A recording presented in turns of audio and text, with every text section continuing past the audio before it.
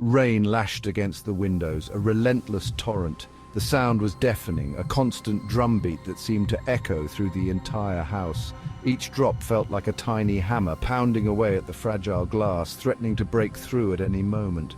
Sarah huddled deeper into her armchair, a book lying forgotten in her lap. She had tried to read, to lose herself in the pages of her favorite novel, but the storm outside was too distracting. The words on the page blurred together, and she found herself reading the same sentence over and over again. The wind howled outside, a mournful, lonely sound. It was as if the storm itself was alive, crying out in anguish. The eerie wail of the wind sent shivers down her spine, making her feel even more isolated in the old house. It seemed to seep through the very walls, chilling her to the bone. The old house was drafty, and no matter how many blankets she wrapped around herself, she couldn't seem to get warm. The cold seemed to penetrate her very soul, leaving her feeling vulnerable and alone. She glanced at the clock, its luminous hands glowing faintly in the dimly lit room. The soft, greenish light was a small comfort in the darkness, a reminder that time was still moving forward, even if it felt like the night would never end. 11:58 p.m. Her roommate Emily was late, again. Sarah's worry grew with each passing minute. Emily had a habit of staying out late, but she had never been this late before. The storm only added to her anxiety, making her fear the worst. Another night spent alone in this old, creaky house. The floorboards groaned under the weight of the storm, and every creak and moan seemed amplified in the silence. Sarah felt like the house was alive, its old bones protesting the onslaught of the storm. It wouldn't be so bad if it wasn't for the storm. The way it seemed to magnify every little creak and groan of the old house. Each sound was a reminder of how alone she was and how vulnerable she felt. The storm seemed to be playing tricks on her mind, making her imagine things that weren't there. Sarah tried to focus on her book, but the words swam before her eyes. She couldn't concentrate, her mind racing with worry and fear. She kept glancing at the clock, willing the minutes to pass more quickly, hoping that Emily would walk through the door at any moment. A sudden gust of wind rattled the windows, making her jump. Her heart pounded in her chest, and she clutched the book to her chest as if it could protect her from the storm outside. The wind seemed to be getting stronger, and she wondered how much more the old house could take. The storm was getting worse. Maybe she should try calling Emily again. She reached for her phone, her hands trembling. The screen lit up, casting a pale glow in the dark room. She dialed Emily's number, her heart in her throat as she waited for her roommate to pick up. The phone rang and rang, but there was no answer. Sarah's worry turned to fear, and she wondered if something terrible had happened to Emily in the storm. The phone felt cold and lifeless in her hand, no signal. Typical. Sarah sighed, placing the phone back on the side table. Emily was probably out with friends, oblivious to the storm raging outside and Sarah's mounting anxiety. She tried to rationalize her fear. It was just an old house.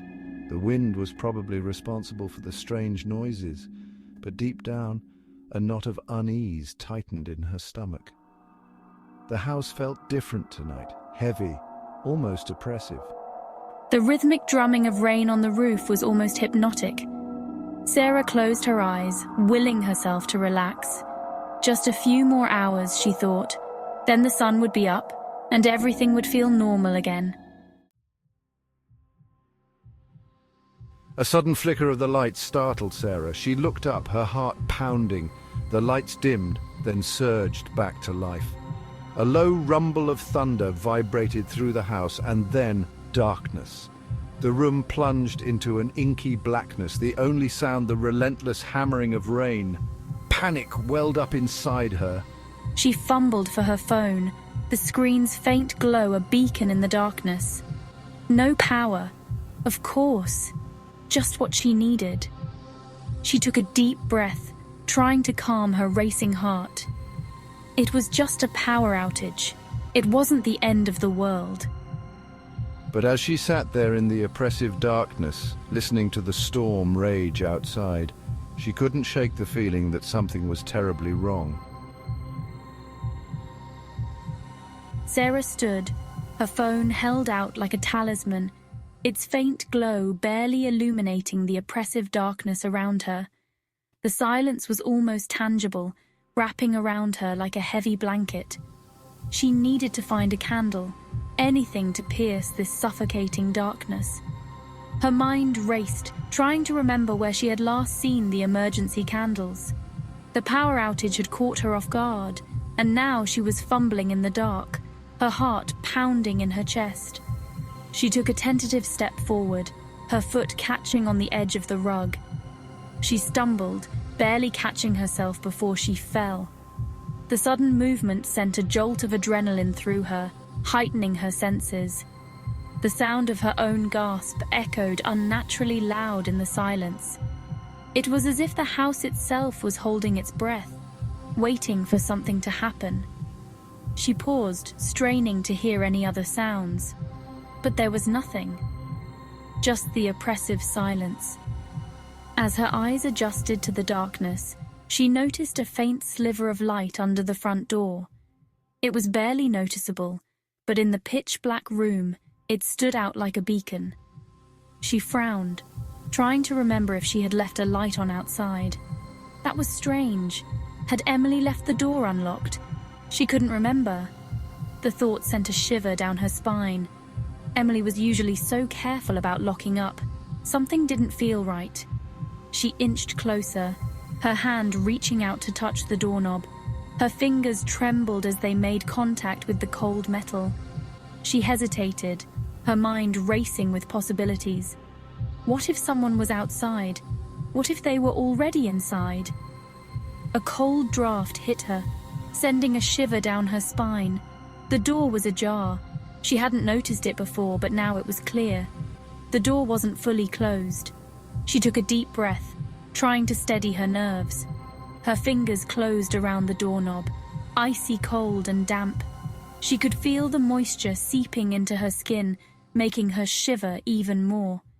She tightened her grip, trying to muster the courage to open the door. She hesitated, her heart pounding in her chest. Something wasn't right. She could feel it in her bones. The house was too quiet, too still. It was as if the very air was holding its breath, waiting for something to happen. A low creaking sound came from somewhere inside the house, sending a jolt of fear through her. She froze, her breath catching in her throat. The sound was faint, but unmistakable.